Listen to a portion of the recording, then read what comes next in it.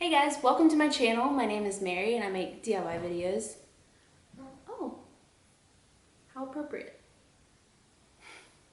Today I'm going to be showing you how to make a really strong and sturdy cat scratching post.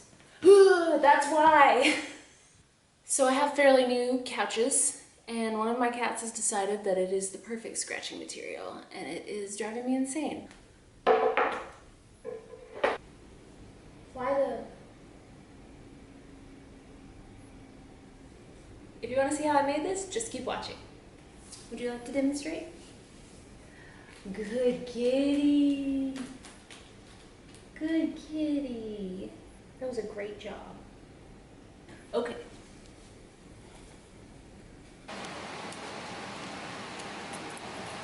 Yep, that's a good one.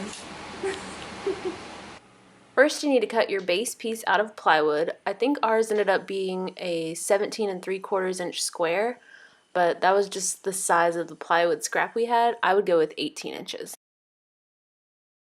Next, you need to cut your post. I used a 4x4 and I made it 2.5 feet long. Our cats are really long, so that's why I made it that tall. You might not want to make it that tall.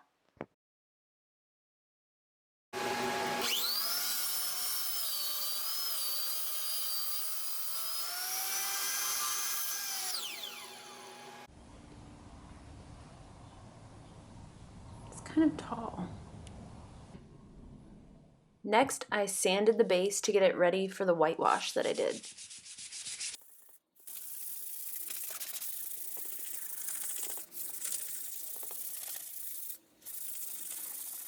Make sure to sand the edges too so that when we put the edge banding on it sticks really well.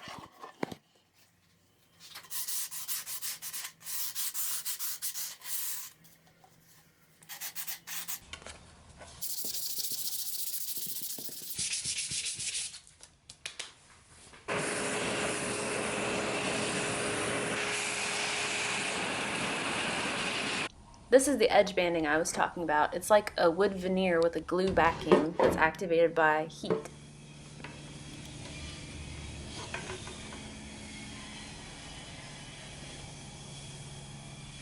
I ended up putting a piece of foil over the edge so that I didn't get any glue on my iron.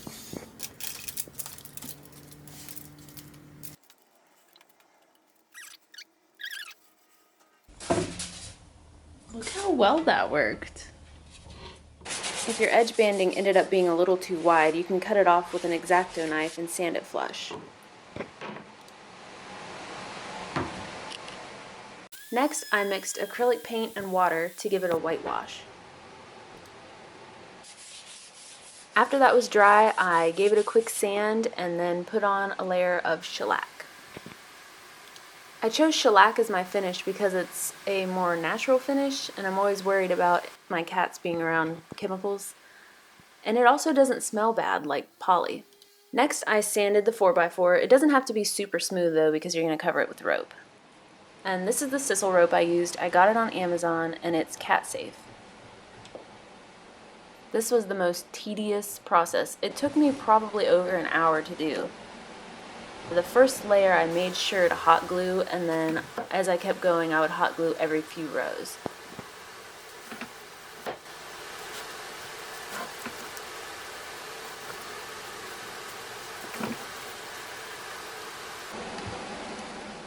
I even tried a nail gun for a little bit, but it didn't really make much of a difference. I tried wrapping it vertically for a while because I thought it might be easier, but it just sucked worse.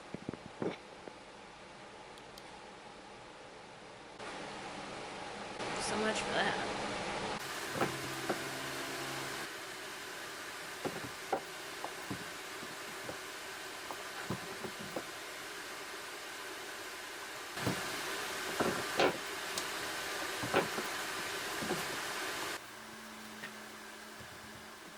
You want to make sure that the rope is really tight and really pushed up against the previous layer. And I found that hitting it with my hand got it flat and close.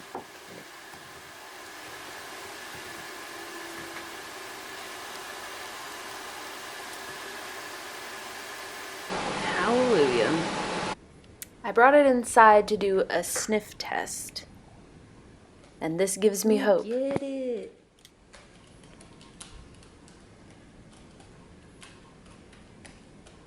I sanded and did another layer of shellac just to give it a better finish. And then I found the center of the board.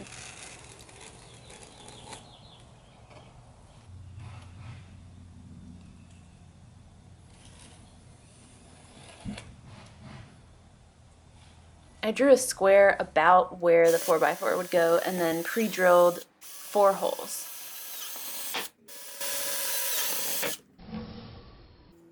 This is my very unscientific method of seeing if it was in the center. But hey, it worked. Once I had it in place, I traced it so that when I flipped it over, I could line it up again. I pre-drilled holes through the already pre-drilled holes to go all the way into the post. And then I just used screws and attached it. And here is the giant new post next to the tiny little one that my cats hated to use.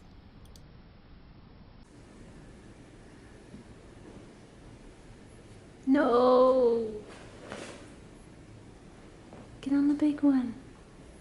You can do it.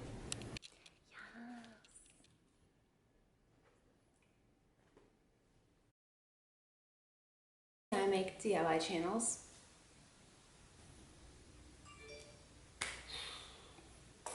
Today we're gonna make a cat scratching post. Don't you do your claws. Look at that handsome man. Love me, love me. He literally pushed off my chest and broke my heart. I'm still trying to get this one to use it. You can do it. It's so great. This is the closest we've gotten. Oh my gosh. You got an ear itch too? You look like it.